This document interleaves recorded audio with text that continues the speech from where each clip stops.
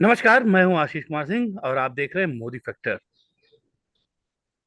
मुकुल भाई, आज हम लोग जिस टॉपिक पर चर्चा करेंगे वो काफी इंटरेस्टिंग है। वैसे मैं आपको एक खबर बता दूं कि हेमंत बिश्व शर्मा ने बड़ा धमाका कर दिया है। उन्होंने असम में नमाज पर रोक लगा दी है। जितने भी भारत के धर्मनिरपेक्ष ताकतें हैं या लोग हैं जो अपना दावा करते हैं या क्लेम करते हैं, वो जार जार फूट फूट कर रो रहे हैं। उनका कहना अब तो भारत से लोकतंत्र खत्म होने वाला है। असम से शुरुआत हो गई है, धीरे धीरे पूरे भारत में ये सब कुछ लागू हो जाएगा। हेमंत बिश्व शर्मा तो वही है, इनकी देखा देखी योगी भी उनसे कंपटीशन करने की कोशिश करेंगे, यूपी में हो जाएगा। और एक तरीके से अब तो भारत में मुसलमानों को रहना बहुत ही दूभर हो गया है। इसी तरीके की तमाम जितनी देश भर में है खबरें चल रही हैं और लोग जो है चर्चा का विषय बनाए हुए हैं।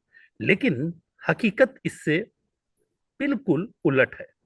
हुआ यह है कि हेमंत बिश्व शर्मा ने शुक्रवार को जुमे वाले दिन 2 घंटे जो नमाज के लिए छुट्टी दी जाती थी उस पर रोक लगा दी।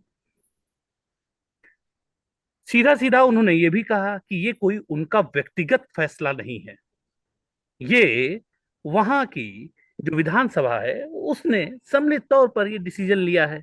तो ये उनका कोई व्यक्तिगत फैसला नहीं। और उन्होंने ये भी कहा कि अगर कोई जुमे पर नमाज अदा करना चाहता है तो उसको रोकने पर उन्हें कोई दिलचस्पी नहीं है, ना ही उन्हें कोई आपत्ति है। जो जाना चाहता है वो नमाज अदा कर सकता है।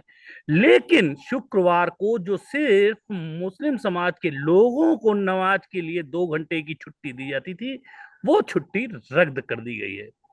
बहरहाल इस फैसले को किस तरीके से देख रहे हैं आप?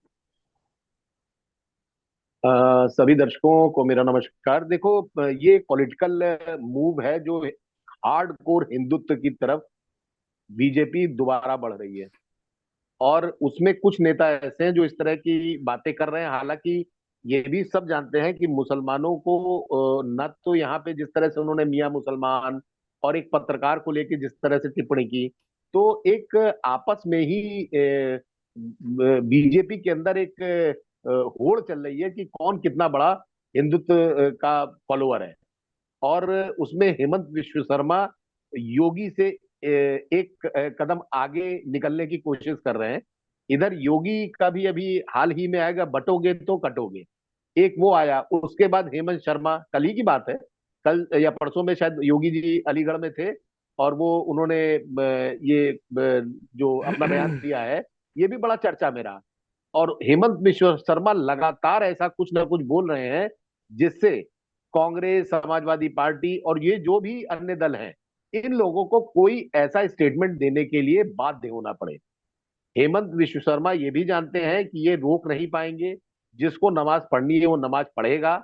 और जो कहना है इनका कि विधानसभा ने में पूरे जितने विधायक हैं हमारी, उन्होंने ये एक सर्वसम्मति से फैसला लिया है। तो जाहिर बात है कि सर्वसम्मति से फैसला वही होता है जो मुख्यमंत्री चाहता है। आज की डेट में अगर योगी जी को चाले और जितना उनके पास बहुमत है, तो क्या कोई विधायक इसका विरोध करेगा? विपक्ष छोड़ दो, विपक्ष तो विरोध करने के लिए ही है। लेकिन ये चीजें जो मुसलमानों को एक अलग से उनको एक मौका दिया जाता था कि आप छुट्टी ले लीजिए, आप 2 घंटे के लिए, ये पूर्व सरकारों की देन थी। और हेमंत विश्व शर्मा को आज ही क्यों याद आ रहा है? ये अच्छा इतने मुकुल दिन जी, से मुख्यमंत्री हैं। ठीक है, मैं आपकी बात ही करना चाहता हूं, लेकिन मेरी समझ में ये नहीं आता है कि 1937 में जब मुस्लिम लीग की सरकार थी, सदुल्ला खां वहां के प्रांत के असम के मुख्यमंत्री थे, उस दौरान ये छुट्टी लागू की गई थी। ठीक है। अब हम्म। सवाल ये भी उठता है कि धर्मनिरपेक्ष देश है भारत, यहाँ पे सिर्फ मुसलमानों को ही 2 घंटा, ऐसा क्या है कि बाकी क्या यहाँ पे हिंदू मुस्लिम सिख ईसाई दूसरे संप्रदाय नहीं? हम ये कहते हैं कि मंगलवार को कोई हनुमान का पाठ करना चाहता है, ठीक है, कोई अपनी पूजा करना चाहता है, सिख अपना कोई दरबार पाठ करना चाहते हैं, क्रिश्चियन जो हैं वो फ्राइडे को अपनी छुट्टी लेना चाहते हैं, तो इसी तरीके से सब छुट्टी लेने लगे। ये स्पेशल आखिर ये तुष्टीकरण नहीं है तो क्या है कि केवल आस्था, जितना भी धर्म परायणता है या जितना भी हमारा पूजा पद्धति है, उपासना पद्धति है, वो केवल क्या सिर्फ एक ही समाज है जो करता है?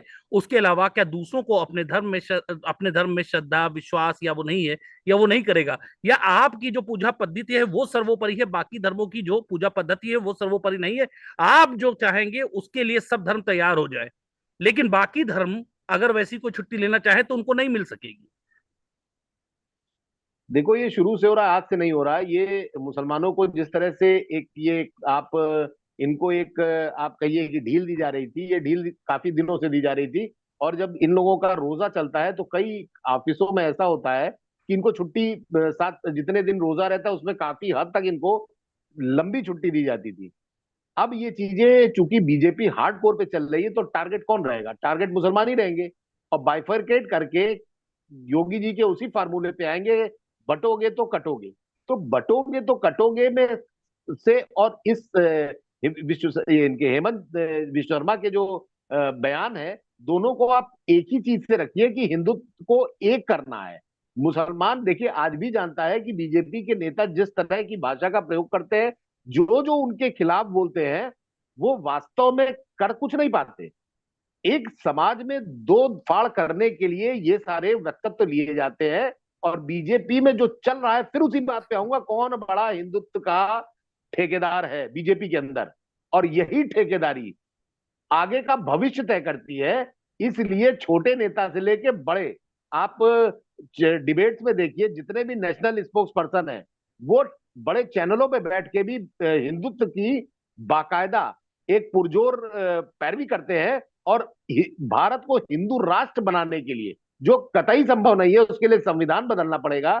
और संविधान बदलने का जो बीजेपी के सांसदों ने, पूर्व सांसद जब ये चुनाव लड़ रहे थे तब सांसद ही थे, तो उन लोगों ने ये बात बोल के अपना ही नुकसान किया। विपक्ष मौका पा गया।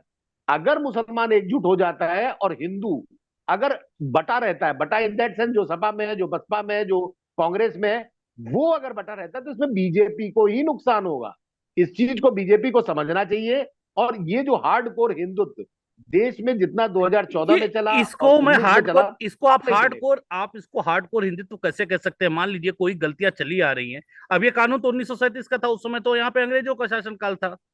तो अगर उस समय कोई अंग्रेजों साथ के में शासन काल में अगर कोई गलती हुई है, उसको अगर हम आजाद देश में उसको खत्म करने की, तब तो भारत हमारा धर्मनिरपेक्ष देश नहीं था। धर्मनिरपेक्ष तो 47 के बाद बना, या तो कहे 74 में, उसके बाद में डलवा दिया गया। खैर वो डिबेट एक लंबा अलग से विषय हो जाएगा। लेकिन सबसे बड़ी बात ये होती है कि अगर कोई गलती अंग्रेजों के जमाने में हुई और इस जमाने में पकड़ में आती है और उससे ये लगता है कि कोई से समाज को फायदा नहीं है, तो ये जैसे 2 घंटे की, जैसे असम वाला ही उदाहरण ले लेते जिस पर हम लोग चर्चा कर रहे हैं, तो इसमें इतनी तुष्टीकरण को लेकर क्या आखिर? और भाई गलत फैसला था, ये उसको शहीद कर दिया गया। ये इनको कब प्रिविलेज लागू हर हुआ था, चीज ये में तुमने देने की बता दी? मानसिकता क्या है? ये आपने बता दिया कि ये कब लागू हुआ था। मुस्लिम लीग ने लागू किया था। मुस्लिम लीग को सपोर्ट कौन कर रहा था जब ये सरकार बनी थी मुस्लिम लीग की? उस टाइम में इनके सपोर्टर कौन थे? किसके सपोर्ट से मुस्लिम लीग ने अपनी सरकार बनाई थी? इसका जवाब तो मैं तुम्ही से पूछूंगा। तो जाहिर सी बात है और मुस्लिम। जो लोग तब जी जी। मुस्लिम लीग थी, मुस्लिम लीग को सपोर्ट कौन कर रहा था, आप बताइए। अब पूरा आज की डेट में गूगल कर लीजिए, सब जानते हैं कौन कर रहा था। जब बीजेपी का जन्म नहीं हुआ था, उससे पहले कौन मुस्लिम लीग के साथ सरकार बनाया था? ये कहीं ढकी छुपी बात है? बोलना पड़ेगा इसके लिए। आज आज क्या जरूरत पड़ गई ये है। और नो डाउट मुस्लिमों को अगर जो अल्पसंख्यक कहा जाता है, अगर उसमें इन लोगों को अगर पूजा पाठ के लिए, अगर मान लीजिए इनकी नमाज के लिए अगर एक टाइम दिया जा रहा था, तो उस टाइम देने को बंद करना, इसका विरोध विरोधी भी नहीं कर पाएंगे। मियां मुस्लिम का जो उनका फंडा है, उसमें योगी जी से वो एक हाथ आगे निकल चुका है हेमंत। और हेमंत का आगे निकलना, अब देखिए आने वाले टाइम में कितने और निर्णय होते हैं, ये हम और तुमको अभी बैठ के ये बहस करनी पड़ेगी, क्योंकि अभी ये शुरुआत है। और जैसे जैसे अभी जो चुनाव आने वाले हैं, चाहे वो हरियाणा में हो, चाहे वो, देखो जम्मू कश्मीर शांत है। जम्मू कश्मीर में कोई नेता इस तरह का जवाब वो बयान नहीं दे रहा। लेकिन ये बयान उन जगहों से आ रहे हैं जहां पे कोई चुनाव होना ही नहीं है। तो जब चुनाव ही नहीं होना, तो आखिर इसका मकसद क्या है? और इस तरह के निर्णयों का आप क्या भविष्य में कहां पे आप नहीं, इसको फायदा सवाल देख रहे हैं? मुकुल जी, सवाल मेरा सीधा सा एक बात को है, सिर्फ एक लाइन में मैं एक चीज ये जानना चाहता हूँ कि देश धर्मनिरपेक्ष है। 2 घंटे की छुट्टी होती थी, उससे मेरी नहीं समझ में आ रहा है कि इसको मुसलमानों को क्या फायदा हो जाता था कि जुम्मे की नमाज के दिन उनको 2 घंटे की छुट्टी दे दी जाए। कार्य ही बाधित होता था। ठीक है। इसके अलावा दूसरे भी संप्रदाय हैं, अगर इसी तरीके की घंटों घंटों छुट्टी मानने लगे तब तो फिर काम हो चुका। तो फिर तुष्टीकरण सिर्फ एक धर्म का क्यों? और दूसरी बात ये कि हेमंत बिश्व शर्मा ने तो स्पष्ट तौर से ये भी कहा है कि कोई भी अपना जाकर नमाज अदा कर सकता है, छुट्टी ले सकता है, लेकिन जो सरकारी तौर पर 2 घंटे की छुट्टी होती थी, और वो भी उन्होंने नहीं, सबने सम्मिलित रूप से फैसला किया है। हालांकि बदरुद्दीन अजमल जैसे कुछ लोग हैं जो विरोध पर उतरे हुए हैं, तो एआईएडीएफ तो पहले ही उसके विरोध में उतरी हुई है। रही बात मियाँ की, तो देखिए मियाँ का तो असम में अब जाएंगे, सीधा सा एक कंसेप्ट है, मियाँ वहां पे चाहे असम के मुस्लिम हो चाहे हिंदू हो, वो सब अपने को असमिया मानते हैं। और असम जितनी भी अस्मिता की बात करते हैं, और मियाँ वो उनको मानते हैं जो बांग्लादेश से आए हुए हैं। इसीलिए हेमंत शर्मा और वहां के लोग डंके की चोट पर कहते हैं कि मियाँ कल्चर असम में हावी नहीं होने देंगे। तो एक तो मुसलमानों का जो तबका है, जो असम का अपना जो मुसलमानों का एक तबका है, वो तो कहीं ना कहीं हेमंत बिस्व शर्मा के समर्थन में ही खड़ा हुआ है। तो नहीं, सवाल ये खड़ा रहेगा क्योंकि सवाल लेकिन ये बिल्कुल उठता है, मैं तुम्हारा। सवाल ये उठता है कि ये जो धर्मनिरपेक्ष लोग बातें करते हैं, जो फर्जी सेकुलरिस्ट है, इनको केवल क्या बस एक ही चीज समझ में आती है कि फैसला क्या हुआ है क्या नहीं हुआ है, लेकिन उस पर जार जार कर आंसू बहा देना, और उसको मुद्दे को लेकर एकदम बिल्कुल हवा में उछाल देना, और हर तरफ से कह देना कि भारत में अब ये सारा सब कुछ खत्म हो गया। तो ऐसा नहीं लगता ये एक आंख, जो हेमंत बिस्व शर्मा ने जो ये भी ये फैसला लिया है, एक तरीके से आंख खोलने वाला है कि भाई जो गलती हुई थी उसको सुधार दिया, और कोई रोक तो उन्होंने लगाई नहीं। ना तो रोक नहीं लगाई, तो इसका जो तुमने अभी बताया कि जो विरोध कर रहे हैं बस वही विरोध करते नजर आएंगे, क्योंकि जिसको जाना है, आप कोई ऐसा कानून है जिसको आपने हटा दिया, लेकिन उस कानून को आप मतलब उस पर्टिकुलर चीज को आप कर सकते हैं। आप छुट्टी नहीं मिलेगी आपको, आपको जाना है आप जाइए, स्वेच्छा से जाइए।